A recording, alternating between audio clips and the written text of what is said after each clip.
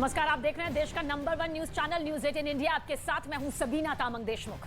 नमस्कार, मैं रीमा प्रसाद। इस बुलेटिन के जरिए हम रूस यूक्रेन युद्ध की खबर बताएंगे।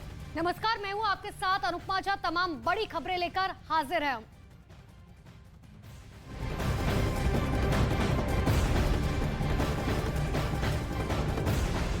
और इस वक्त की सबसे बड़ी खबर, रूस के बारूदी सुरंगों की चपेट में आने से एक यूक्रेनी टैंक तबाह हो चुका है, जिसका वीडियो भी अब सामने आ चुका है। हालांकि किस इलाके का है ये वीडियो आपको बताएंगे, लेकिन जेलेंस्की की फौज को ये बड़ा नुकसान यहां पर पहुंचा, इसका पता अभी तक नहीं चल पाया।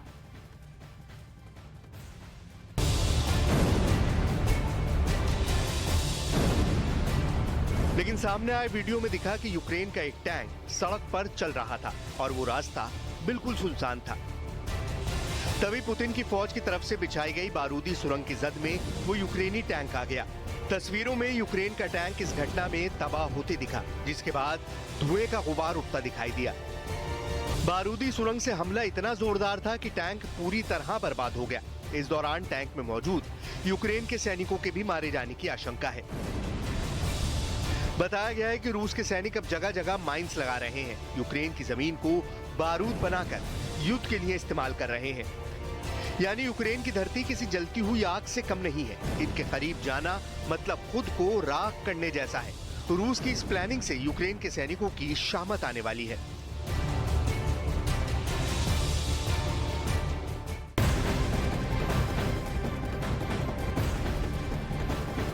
तो यूक्रेन के सैनिक रूसी हमलों का लगातार ताबड़तोड़ जवाब दे रही है और रूस के सैन्य ठिकानों पर हमले भी तेज कर दिए गए हैं।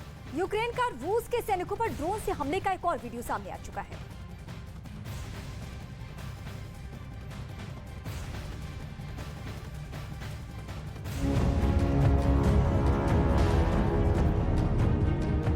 जिसमें रूसी सैनिकों के ठिकाने बर्बाद हो गए। यूक्रेन के सैनिकों ने रूस की सेना के कैंप को निशाना बनाकर ड्रोन गिराया। ड्रोन गिरते ही कैंप के अंदर मौजूद रूसी सैनिकों ने भागने की कोशिश की, लेकिन इससे पहले कि वो अपना बचाव कर पाते, उससे पहले ड्रोन से निकले बारूद की चपेट में आ गए और रूस के सैनिक बुरी तरह से घायल हो गए। हमला इतना जोरदार था कि सैनिक अपनी जगह से हिल भी नहीं पाए और काफी देर तक वहीं पर पड़े रहे। ड्रोन के पहले हमले से कुछ ही दूरी पर फिर से एक ड्रोन का हमला हुआ, जिससे पूरे इलाके में बारूदी धुएं का गुबार छा गया। कीव से रूस के सैनिकों को खदेड़ने के बाद से यूक्रेन के सैनिकों के इरादे बुलंद हैं। वो लगातार रूस के सैनिकों और सैन्य ठिकानों को अपना निशाना बना रहे हैं।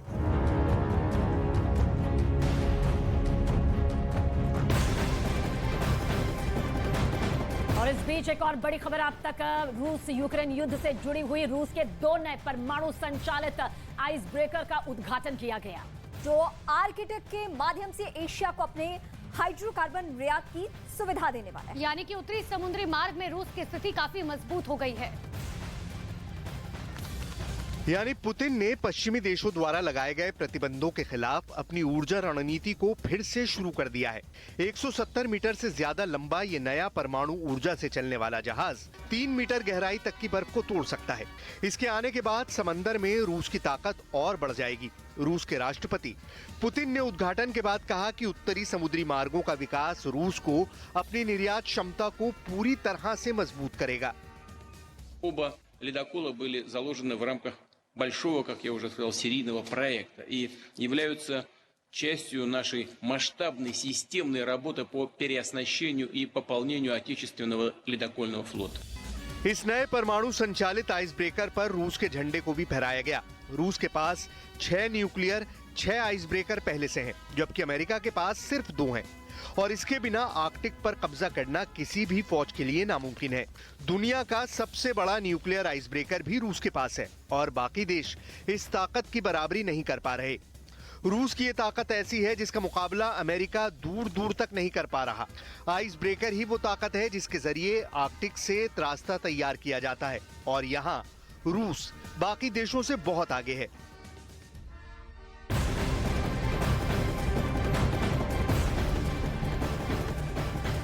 रूस यूक्रेन युद्ध से जुड़ी हुई इस वक्त की सबसे बड़ी खबर, यूक्रेन के सैन्य अधिकारियों ने रूस के 33 सैनिकों के शव उनके परिवार को सौंप दिए हैं। रूस के सैनिकों के शव के बदले में दरअसल यूक्रेन ने यह बड़ा कदम उठाया है। रूस ने यूक्रेन के सैनिकों के शव लौटाए थे, जिसके बदले यूक्रेन ने रूस के 33 सैनिकों के शव सौंप दिए हैं।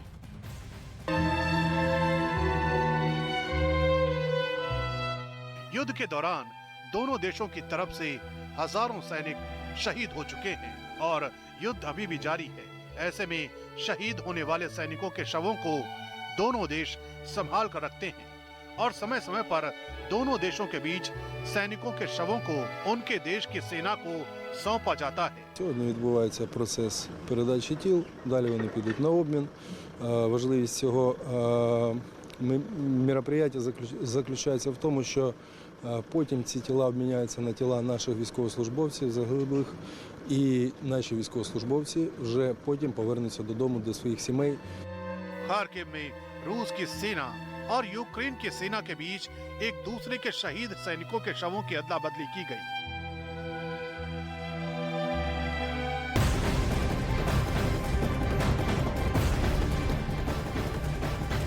तो यूक्रेन के खिरसोन इलाके में जिस बात का डर था, वैसी ही तस्वीरें वहां से सामने आने लगी हैं। दावा यह किया जा रहा है कि रूस ने इस इलाके पर अब हमले और भी तेज कर दिए हैं, जिस वजह से वहां बड़ी संख्या में लोगों ने पलायन करना शुरू कर दिया। वहीं दूसरी ओर वहां के लोगों को बिजली की समस्या का भी सामना करना पड़ रहा है।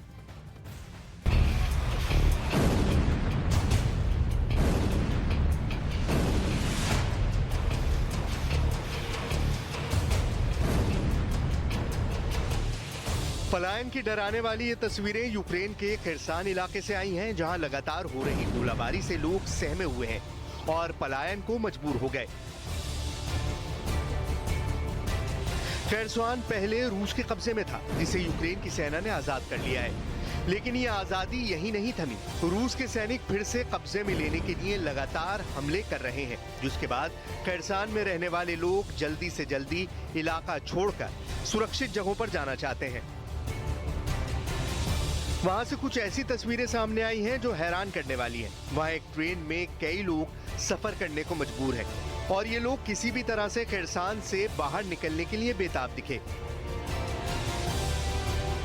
खिरसान के लोगों की फिक्र बढ़ी हुई है, क्योंकि लोगों को इस बात की चिंता सता रही है कि कहीं जंग का नया एपिसेंटर खिरसान फिर से न बन जाए, और अगर ऐसा हुआ तो यहाँ रहने वाले लोगों को इसका सबसे ज्यादा खमियाजा उठाना पड़ सकता है। उधर खबर है कि यूक्रेन के खिरसान में ब्लैकआउट हो सकता है, यानी पूरा खिरसान अंधेरे में डूब जाएगा। लेकिन उससे पहले ही वहां के कई इलाकों में बिजली और पानी की सप्लाई नहीं हो रही है, क्योंकि पिछले 9 महीने में पुतिन की सेना ने खिरसान को इतना नुकसान पहुंचाया, जिसकी भरपाई करना मुश्किल हो रहा है।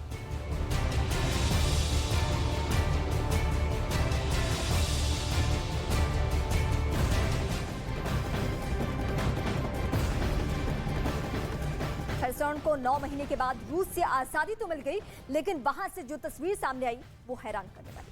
दरअसल यूक्रेन की सेना ने यह दावा किया है कि उसके हमले में रूस का S-300 लॉन्चर तबाह हो गया है।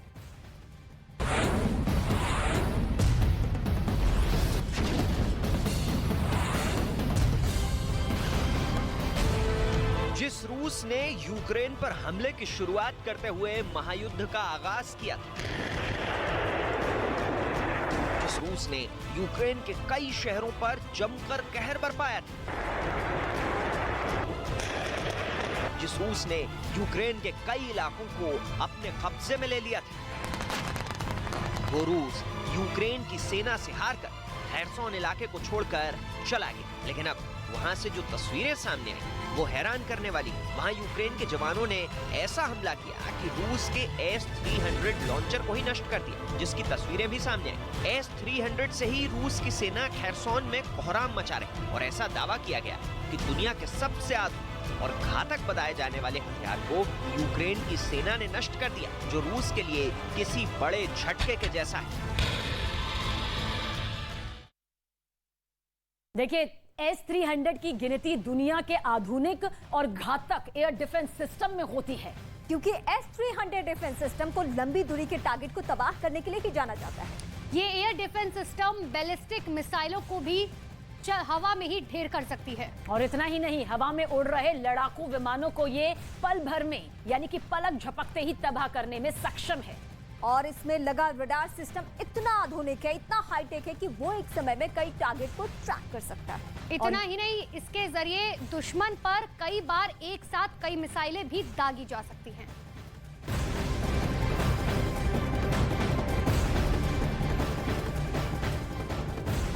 रूस यूक्रेन युद्ध के बीच एक वीडियो सामने आया है जिसमें यूक्रेन की स्पेशल यूनिट ने हेलीकॉप्टर से टैंक पर बम बरसाए। इन बमों को देखकर ऐसा लगा मानो आसमान से आतिशबाजी हो रही हो। ये वीडियो यूक्रेन के डोनेट्स्क का बताया जा रहा है, जो इस वक्त आपके सामने। और वहां एक एक कर कई बमों से हमला किया गया जो सीधे टैंक पर जा गिरे। यूक्रेन की सेना की स्पेशल यूनिट के इस हमले का जो वीडियो सामने आया उसमें रूस का एक टैंक मैदान से जाता दिखा, जिस बात से अनजान था कि दुश्मन उस पर पहले से नजर बनाए हुए। जैसे ही टैंक आगे की तरफ बढ़ा, फौज ने उस पर बम से हमला कर दिया जो आसमान में हवा को चीरते हुए सीधे सेना के टैंक के ऊपर जा गिरा। ये हमला इतना जोरदार था कि टैंक पूरी तरह तबाह हो गया। इस दौरान टैंक में मौजूद सैनिकों के भी मारे जाने की खबर है।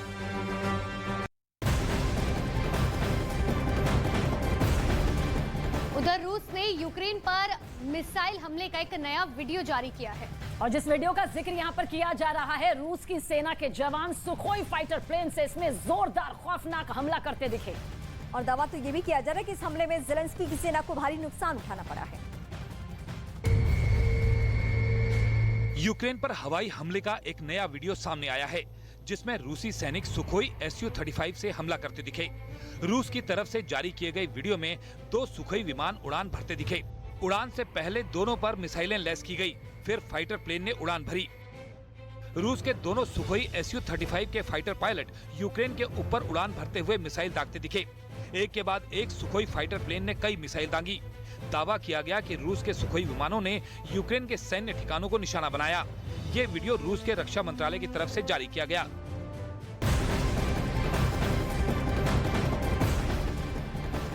और इस बीच रूस की तरफ से एक वीडियो जारी किया गया जिसमें उसकी सेना के नए सैनिक बेलारूस में ट्रेनिंग लेते नजर आए। बेलारूस जंग की शुरुआत से रूस के लिए लॉन्च पैड की तरह काम कर रहा है। और अब वहां उसके सैनिक खतरनाक तोप की मदद से यूक्रेन पर कहर बरपाने की ट्रेनिंग लेते नजर आए, जिसके लिए पहले तो उन्होंने मोर्टार को तैयार किया और फिर जैसे ही उससे धमाका हुआ, सारा इलाका गूंज उठा। रूस के सैनिकों ने काफी देर तक इस अभ्यास को किया। इस दौरान दर्जनों गोले दागे गए। रूस की ये ट्रेनिंग यूक्रेन में जंग लड़ने के लिए है, क्योंकि यूक्रेन की सेना के पलटवार के बाद रूस की ताकत कमजोर दिख रही है।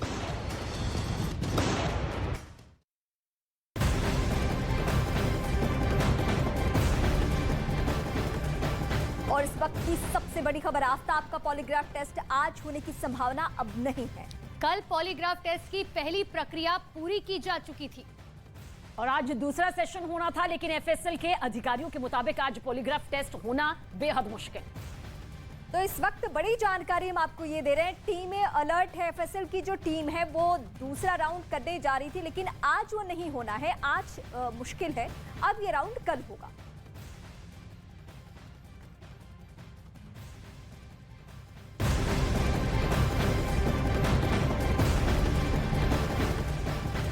तो वहीं श्रद्धा के कॉलेज के दोस्त से लगातार बात की जा रही है। उसने एक वीडियो बकायदा शेयर किया है जिसमें सभी लोग कॉलेज के कार्यक्रम में नजर आए। इस वीडियो को शेयर करने के बाद श्रद्धा के दोस्त ने कहा कि श्रद्धा ने उससे कहा था कि उसकी जिंदगी में बहुत कुछ चल रहा है।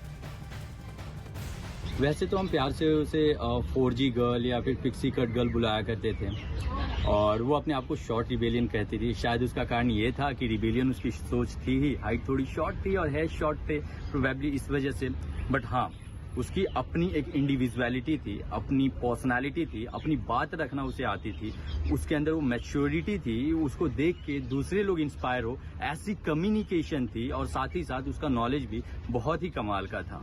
कॉलेज के बाद एक बार मिले थे तो ऑफकोर्स जब आप मिलते हो तो आप अपने काम वगैरह के बारे में बात करते हैं, प्रायोरिटीज़ आपकी, जिम्मेदारियां आपकी बदल चुकी होती हैं। तो ऐसे में उन्होंने हमसे एक सवाल किया, हमने भी उनसे किया कि आप लाइफ में क्या कर रहे हो। तो उन्होंने एक बात का जिक्र किया था मुझसे कि बहुत जिम्मेदारियां हैं, तुम नहीं समझोगे। एक छोटी सी मुस्कान के साथ उन्होंने कहा था।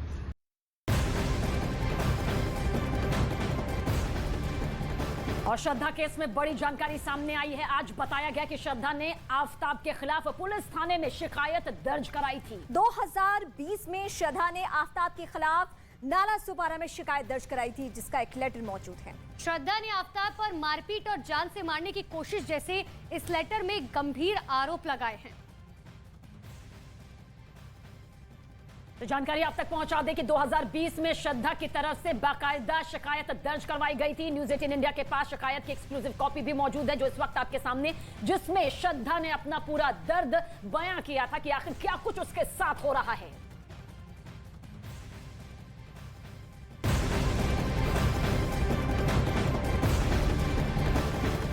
आफताब की दरिंदगी को लेकर श्रद्धा ने आज से ठीक 2 साल पहले यानी 23 नवंबर 2020 को मुंबई पुलिस में एक शिकायत दर्ज कराई थी। तब उसने पुलिस को ये बताया था कि आफताब ने उसे जान से मारने की कोशिश की है और ये धमकी दी है कि वो श्रद्धा के टुकड़े करके फेंक देगा। तब आफताब पर सिर्फ धमकी देने का आरोप लगा था, लेकिन 2 साल के भीतर उसने इस धमकी को हकीकत का रूप दे दिया। तब शिकायत के महज 26 दिन के भीतर ही दरअसल श्रद्धा ने पुलिस में दी गई अपनी शिकायत को वापस ले लिया था।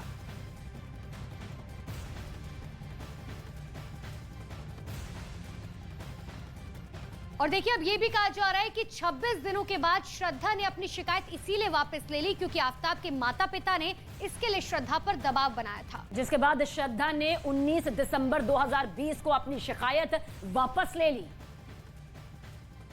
इस मामले में जो भी जरूरी कार्रवाई करनी थी वो कार्रवाई पुलिस की तरफ से की गई है। जो अर्जी दी गई थी, अर्जी के ऊपर में जांच हुई है। जांच के बाद में खुद जो कंप्लेनेंट ने लिखित बयान दिया है कि उसकी अब कोई कंप्लेंट या तकरार रही नहीं है और जो उसका जो ये था फ्रेंड था, उसके फ्रेंड के माँ बाप ने आके उनको मतलब समझाया था दोनों को भी, और अभी उसकी कोई तकरार नहीं है, ऐसा करके उसने रिटर्न स्टेटमेंट दिया था। श्रद्धा हत्याकांड की जांच लगातार बहुत तेजी के साथ आगे बढ़ रही है। दिल्ली पुलिस श्रद्धा हत्या केस की हर एंगल से जांच कर रही है। दिल्ली पुलिस ने इस मामले में आफताब के 3 दोस्तों का भी बयान रिकॉर्ड किया है, जिनमें 2 लड़कियां शामिल रही है। महाराष्ट्र के सवाई क्राइम ब्रांच के दफ्तर में दिल्ली पुलिस ने तीनों का बयान दर्ज किया। दिल्ली पुलिस इस मामले में अब तक 17 लोगों का बयान दर्ज कर चुकी है।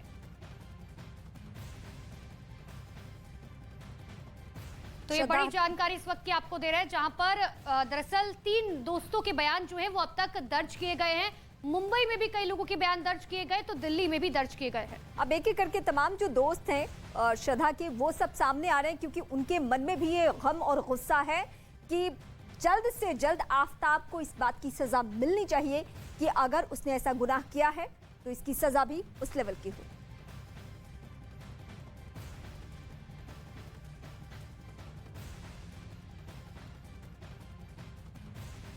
श्रद्धा मर्डर केस में चौंकाने वाली खबर इस वक्त सामने आई है, जहां दिल्ली पुलिस ने बताया कि उनके हाथ आफताब की एक डायरी लग चुकी है। दरअसल इस डायरी वो है जिसमें वो रफ नोट के जरिए श्रद्धा के शव के टुकड़ों का हिसाब रखता था। यही नहीं, आरोपी आफताब ने श्रद्धा के शव के टुकड़ों को कहां-कहां फेंका, उसके लिए मैप का सहारा तक लिया गया। आफताब और श्रद्धा के बीच सब कुछ ठीक नहीं था। ये बात श्रद्धा के दोस्त और पुलिस में की गई शिकायत से सामने आ चुका है। लेकिन पुलिस इन्वेस्टिगेशन में जो बड़ी बात सामने आई है वो बेहद चौंकाने वाली है। पुलिस के हाथ आफताब की एक डायरी लगी है जिसमें एक रफ नोट मिला है। इस रफ नोट का जिक्र पुलिस के रिमांड अर्जी में भी है। दावा है कि उस डायरी में आफताब ने श्रद्धा के मर्डर का रफ नोट बनाया था, जिसमें आफताब श्रद्धा के शव के टुकड़ों का हिसाब रखता था। पुलिस के मुताबिक श्रद्धा के मर्डर की पूरी प्लानिंग की गई थी, जिसके लिए बाकायदा आफताब ने रफ नोट बनाया।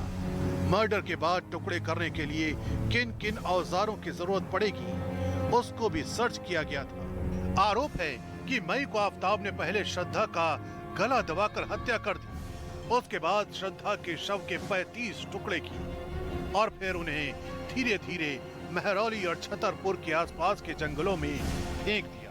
यही नहीं, जिस धारदार हथियार से शव के टुकड़े किए गए उसे भी आफताब ने कहीं छिपा दिया। दावा है कि आफताब बेहद शातिर है, क्योंकि उसने कत्ल के बाद एक साइड प्लान तैयार किया था। शव के टुकड़ों को फेंकने के लिए यह साइड प्लान बनाया गया था। तो श्रद्धा के मर्डर के बाद भी उसके साथ बर्बरता की गई। शव के टुकड़ों को बैग में भरकर जंगल में अलग अलग ठिकानों पर फेंका गया। और इतना ही नहीं, दावा तो ये भी है कि आरोपी आफताब बकायदा शव के टुकड़ों का हिसाब किताब रखता था। आरोप है कि आफताब मर्डर के बाद कई घंटे तक श्रद्धा के शव के पास बैठा रहा। वो श्रद्धा के चेहरे को देखता रहा। उसके बाद आफताब ने धारदार औजार से श्रद्धा के शव के टुकड़े किए और बाद में एक साइड प्लान तैयार किया ताकि शव के टुकड़ों को अलग अलग जगह डंप किया जा सके और उसे पता रहे कि शव के टुकड़े किस जगह फेंके हैं। इससे पहले आफताब ने शव के टुकड़ों को फ्रिज में रखा। वो धीरे धीरे एक एक टुकड़े को लेकर जाता था और महरौली और छतरपुर के जंगलों में फेंक आता था।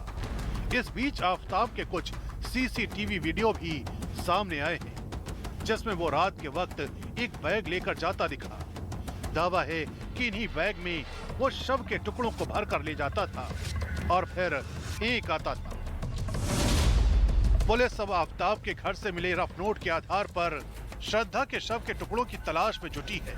दिल्ली पुलिस की 14 टीम के 150 जवान श्रद्धा के शव के टुकड़ों की तलाश कर रहे हैं। दिल्ली पुलिस ने आफताब और रफ नोट की निशानदेही पर अब तक 18 हड्डियां बरामद की हैं। इसके अलावा एक इंसानी जबड़ा भी बरामद किया गया है। फॉरेंसिक रिपोर्ट के बाद इस बात का पता चलेगा कि इनमें से कितने शव के टुकड़े श्रद्धा के हैं। यही नहीं, पुलिस लगातार श्रद्धा और आफताब से जुड़े लोगों से पूछताछ कर रही है।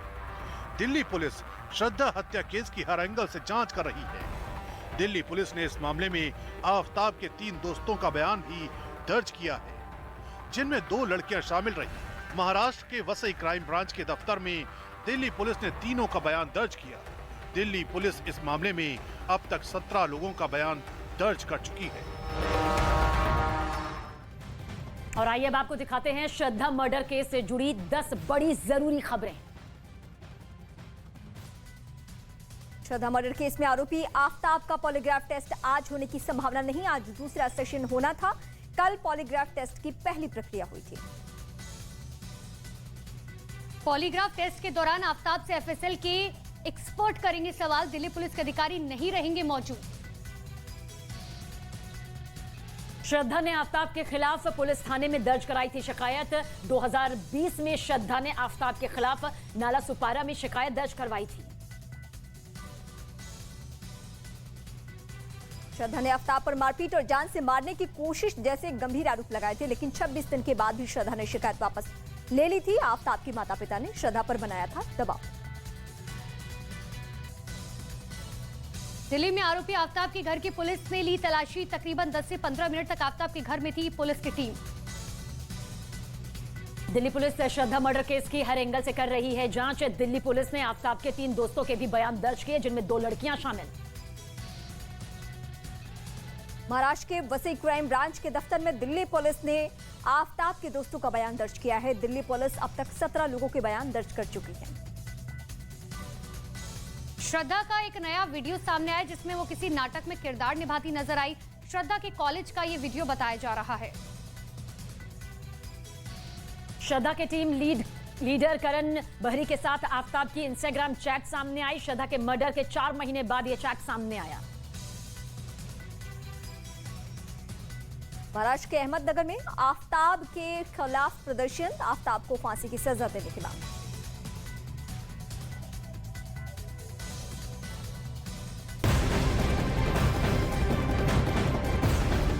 बड़ी खबर दिल्ली से इस वक्त आ रही है, जहां पालम इलाके में एक मकान में 4 लोगों के शव मिलने से हड़कंप की स्थिति। चारों के शव मकान के अंदर खून से लथपथ हालत में मिले। पालम इलाके में 25 साल के लड़के अपने ही घर में माता पिता, छोटी बहन और दीदी के साथ रहता था, जहां पर इस हत्या का आरोप लगा है। वारदात मंगलवार रात करीब 10 बजे के आसपास की है।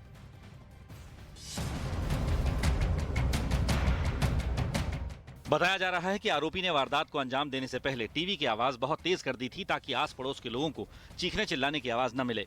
वारदात मंगलवार रात करीब 10 बजे के आसपास की है। पुलिस ने 25 साल के आरोपी लड़के को मौके से ही पकड़ लिया।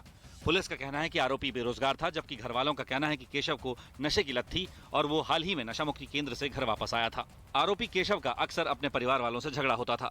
मंगलवार को भी उसने अपनी मां से झगड़ा किया और धक्का मुक्की भी की थी। केशव के परिवार में उसके पिता दिनेश, मां दर्शन, छोटी बहन और दादी ही थे और उसने सभी की हत्या कर दी।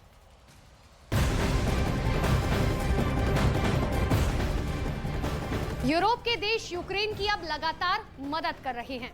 यही वजह है कि यूक्रेन जंग के मैदान में रूस के खिलाफ टिका हुआ है। अब स्विट्जरलैंड भी यूक्रेन की मदद के लिए आगे आ चुका है। स्विट्जरलैंड की तरफ से खरसोन में लोगों तक जरूरी सामान पहुंचाया जा रहा है।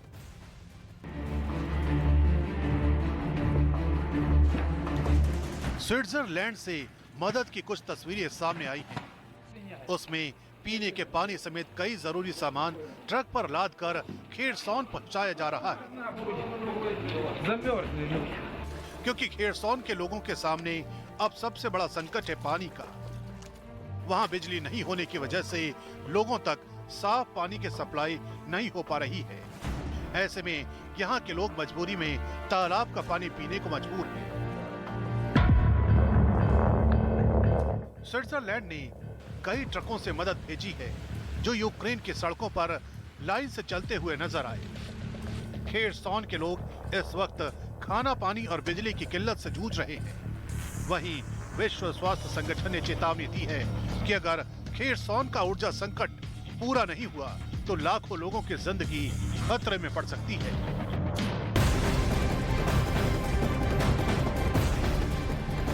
तो यूक्रेन के सैनिकों ने रूस की जासूसी के आरोप में कीव में बड़ी कार्रवाई की, जिसमें सैनिकों ने जासूसी करने वालों की पहचान के लिए एक ऐतिहासिक ऑर्थोडॉक्स सर्च ऑपरेशन चलाया है।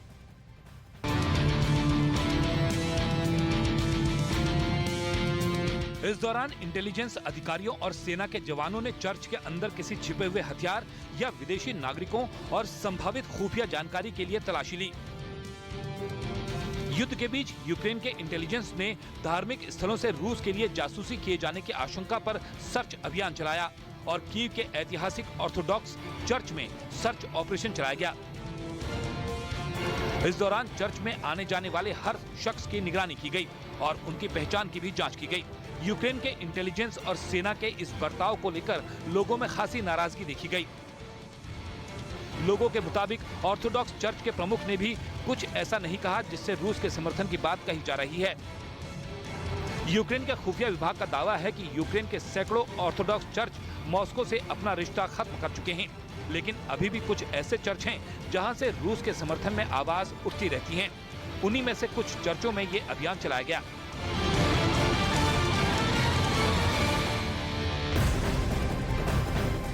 रूस के कब्जे वाले इलाकों में यूक्रेन के सैनिकों का बड़ा मूवमेंट देखने को मिल रहा है। सैन्य साजो सामान के साथ यूक्रेन के सैनिकों का एक बड़ा काफिला तेजी से के साथ आगे बढ़ता हुआ दिखाई दे रहा है। यूक्रेन के सैनिक बुलंद हौसलों के साथ उन इलाकों की तरफ बढ़ते दिखे जहां रूस की सेना जमी हुई है। यूक्रेन की सेना के मूवमेंट का एक वीडियो सामने आया है, जिसमें बड़ी संख्या में हथियारबंद सैनिक टैंक तेजी के साथ आगे बढ़ते दिखे। इन सैन्य टैंकों पर यूक्रेन का झंडा भी दिखा। वीडियो यूक्रेन के रक्षा मंत्रालय की तरफ से जारी किया गया, जिसमें आत्मविश्वास से भरे यूक्रेन के सैनिकों का मूवमेंट दिखाया गया। वीडियो में कई सैन्य टैंक दिखाई दिए जो युद्ध के लिए नए क्षेत्र की तरफ आगे बढ़ते दिखे। वीडियो में दिखा कि रूस के खिलाफ युद्ध में यूक्रेन के सैनिक नई ऊर्जा के साथ आगे बढ़ रहे हैं और रूस की सेना पर हमले के लिए पूरी तरीके से तैयार नजर आए।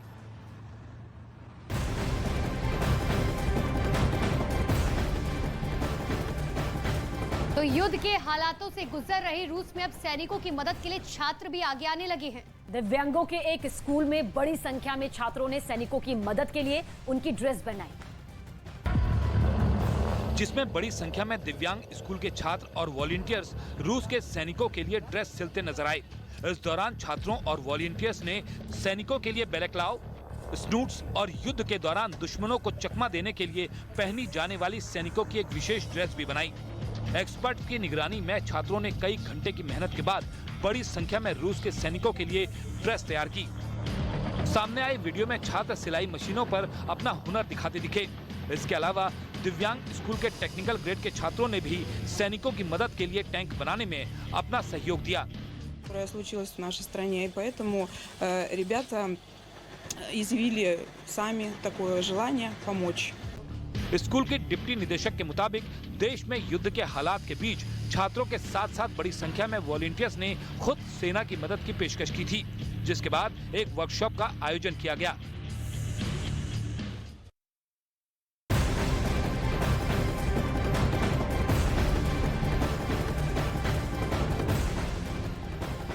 तो महायुद्ध का जिक्र बार बार हो रहा है और महायुद्ध में नेटो देश यूक्रेन के लिए ढाल बन रहे हैं।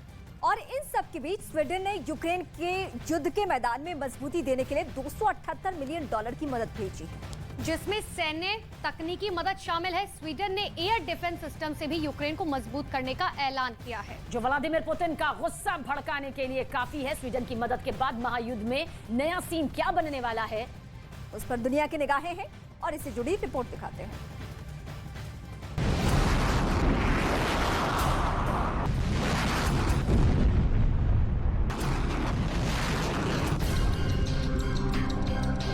महायुद्ध में रूस ने अपने सबसे घातक हथियारों से तबाही मचा रखी है।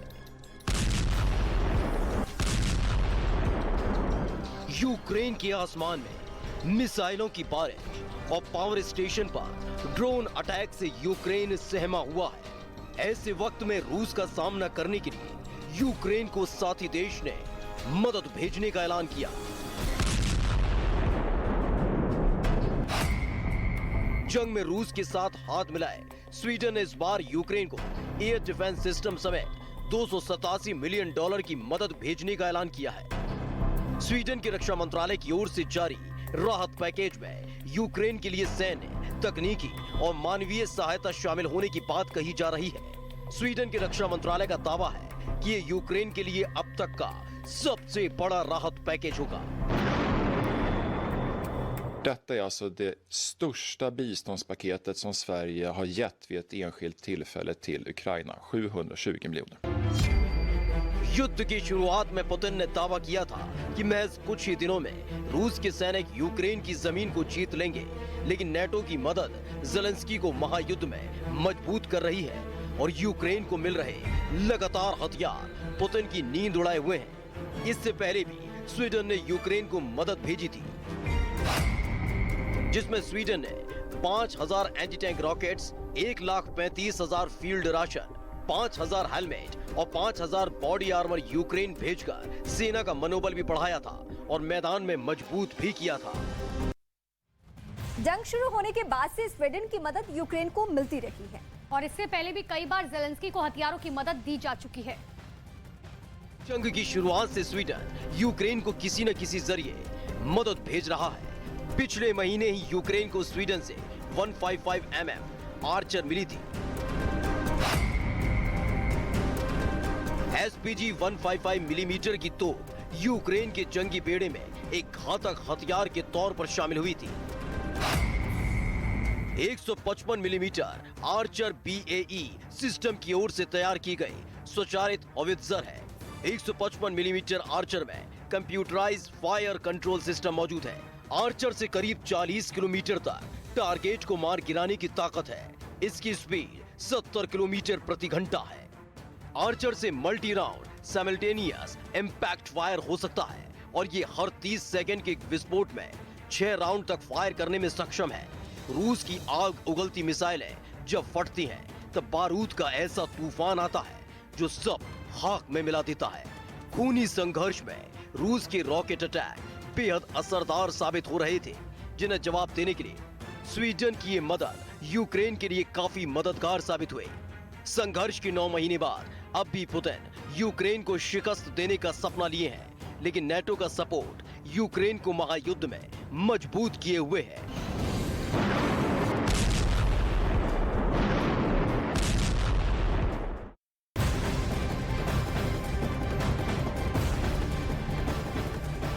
और एक बड़ी खबर बिहार के वैशाली जिले से, जहां एक तेल के टैंकर में ब्लास्ट के बाद 3 लोगों की मौत हो गई और हादसे के बाद लोगों ने सड़क को जाम कर दिया। हादसा हाजीपुर मुजफ्फरपुर NH22 पर तब हुआ जब टैंकर के पिछले हिस्से में वेल्डिंग किया जा रहा था। इस ब्लास्ट में 3 लोगों की मौत के साथ ही कई लोग घायल बताए जा रहे हैं।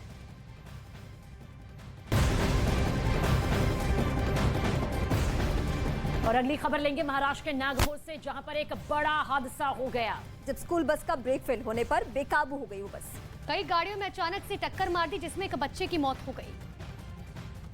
घटना का एक सीसीटीवी फुटेज भी सामने आया, जिसमें स्कूल के बाहर बच्चों की भीड़ नजर आई, तो साथ ही सड़क पर कई गाड़ियां भी खड़ी दिखी। तभी अचानक से स्कूल के अंदर से एक बस बाहर आती दिखी, जिसने सबसे पहले एक मोटरसाइकिल सवार को टक्कर मारी, जो सड़क किनारे गिर गए। तो वहीं बस रुकी नहीं, बल्कि आगे चल रही गाड़ियों में टक्कर मारती चली गई। इस दौरान लोगों ने बस को रोकने की कोशिश की, लेकिन बस अपने दाईं तरफ मुड़ गई, जिस जगह बहुत सारे बच्चे खड़े हुए थे। बस अपनी तरफ आते हुए देख बच्चों में भी अफरा तफरी मच गई। इस बीच बस सड़क किनारे लगे बिजली के खंबे से जा टकराई। टक्कर इतनी जोरदार थी कि बिजली का पोल भी गिर गया, लेकिन गनीमत रही बिजली के तारों की चपेट में कोई नहीं आया। लेकिन इस हादसे में बस के चपेट में आने से 14 साल के बच्चे की मौत हो गई। वहीं इस हादसे के बाद अफरा तफरी का माहौल भी देखने को मिला।